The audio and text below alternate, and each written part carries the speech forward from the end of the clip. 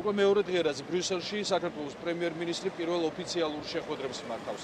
დღის ბოლოს დაგეგმილი ამ შეხვედრების არაოფიციალური მხარე. სასტუმრო შერატონში პრემიერ-მინისტრი ბიძინა ივანიშვილი ბელგიაში მცხოვრებ ქართველ ემიგრანტებს შეხვდება.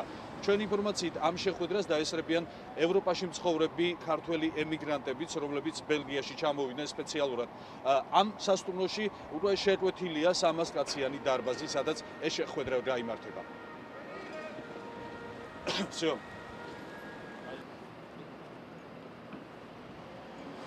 Გაზრდილი პრემიერ-მინისტრი ივანიშვილს შეხვედრა ჰქონდა ევროპარლამენტის თავმჯდომარე მარტინ შულცთან. შეხვედრა 45 წუთიანი იყო, თუმცა დაახლოებით 1 საათს გაგრძელდა. შეხვედრის დასასრულს ორივე მხარემ კომენტარები გააკეთეს მედიისთვის. Paldilit კიდევ ერთი ოფიციალური შეხვედრა არის დაგეგმილი. პრემიერ-მინისტრი ბიძინა ივანიშვილი ნატოს გენერალურ მდივანს ანდერს ფორგ რასმუსენს შეხვდება.